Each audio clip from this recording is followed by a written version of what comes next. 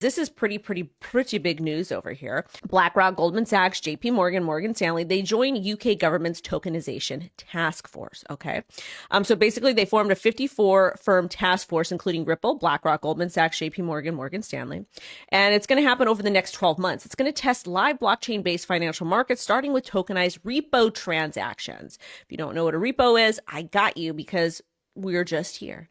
Repos are short-term loans between financial firms. I want to come back to that because I always think that that topic is very, very interesting because they essentially loan your money out, make money off of it, and then charge you. The UK also plans to test tokenized bonds, funds, and derivatives with a digital government bond pilot targeted by Q1 of 2027. And the goal is to make trading and settlement faster, affordable, easier across different networks.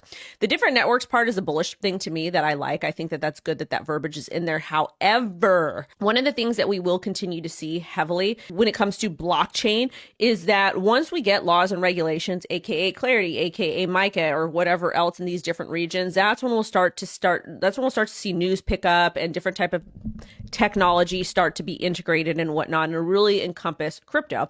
And when I talk about crypto, we talk about the crypto companies. Because again, blockchain and crypto are the same thing, but the way that these TradFi firms are using blockchain technology, it's in a centralized manner, which is why with clarity, it's so important to have a distinction between DeFi and CeFi. We need DeFi protections. That's exactly what we need so that we still have somewhat access. However, I think under this current administration with the CFTC and the SEC, they are really going to push for more retail privileges because we saw that with the perps on Kalshi and Coinbase. The thing here that's bullish for me, even though this is a lot of TradFi stuff, is going to be different networks.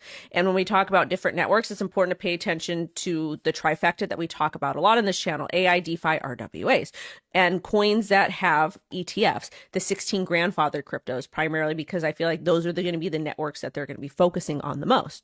You know, we essentially want to follow the money.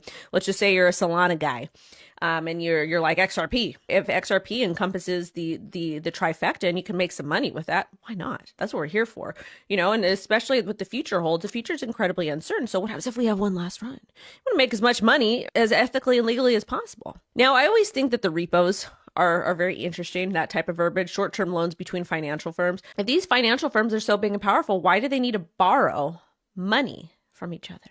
And it's not even their money, it's our money. This is incredibly bullish, in my personal opinion, as far as, you know, stuff that's got the trifecta, the ETFs and everything else. And it just goes to show how important it is to get regulation done, especially in America, because now that MiCA is done in Europe, they're moving on things. They're like, hey, we're gonna get this done.